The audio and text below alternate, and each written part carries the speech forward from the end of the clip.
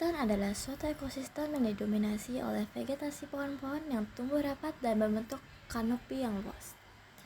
Hutan dapat ditemukan di berbagai wilayah di dunia, mulai dari daerah tropis hingga daerah beriklim sedang dan dingin. Kali ini kami memilih hutan mangrove yang bernama Persemaian Mangrove G20 BPDAS Unda Anyar yang bertepatan di Jalan Tanah Kilap, Pemogan, Denpasar, Bali. Dalam video edukasi tentang hutanku kini, dulu, dan di masa yang akan datang.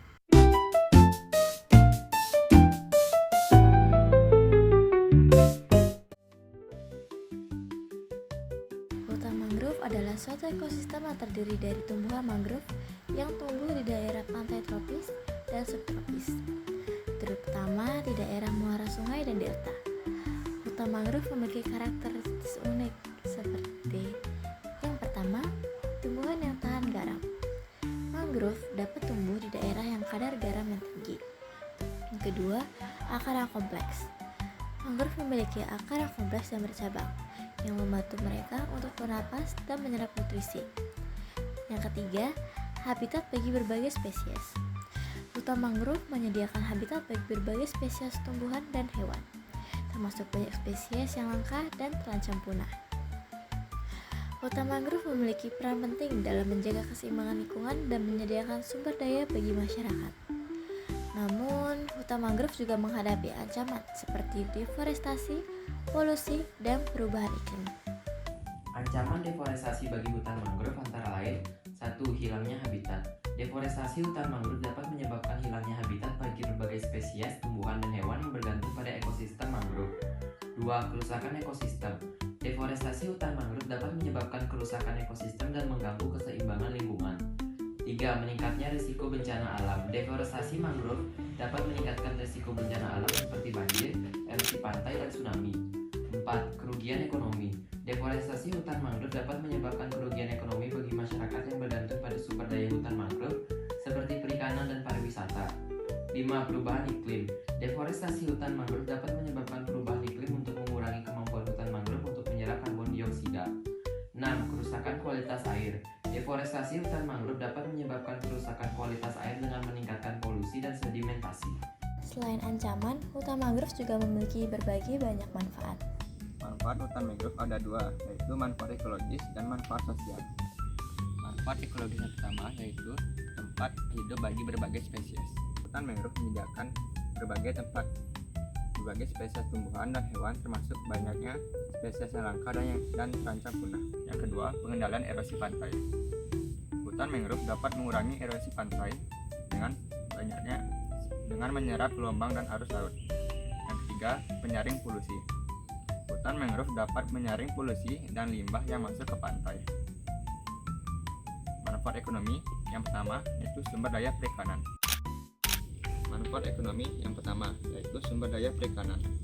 Hutan mangrove menyediakan habitat bagi banyak spesies ikan dan udang yang bernilai ekonomi tinggi. Manfaat yang kedua, pariwisata. Hutan mangrove dapat menjadi destinasi wisata yang menarik dan unik. Yang ketiga, sumber kayu dan produk lainnya. Hutan mangrove dapat menyediakan kayu dan produk lainnya seperti arang dan obat-obatan. Manfaat sosial yang pertama, perlindungan masyarakat pesisir. Hutan mangrove dapat melindungi masyarakat pesisir dari bencana alam seperti tsunami dan badai.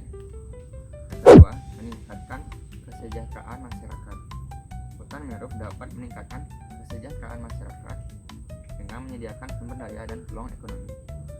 Yang ketiga, tempat pendidikan dan penelitian.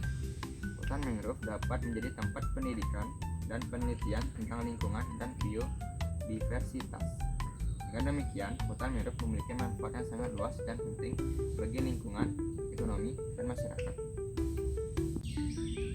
Terakhir, ada cara melestarikan hutan mangrove. Yang pertama, reboisasi.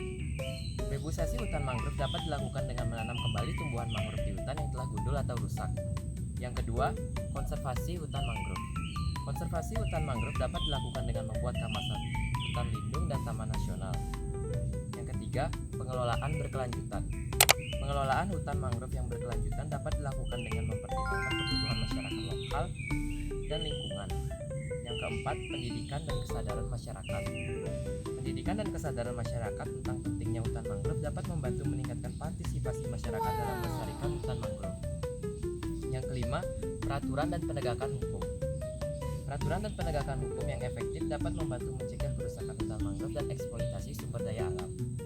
Yang keenam, partisipasi masyarakat lokal. Partisipasi masyarakat lokal dalam pengelolaan hutan mangrove dapat membantu meningkatkan keberhasilan upaya pelestarian hutan mangrove.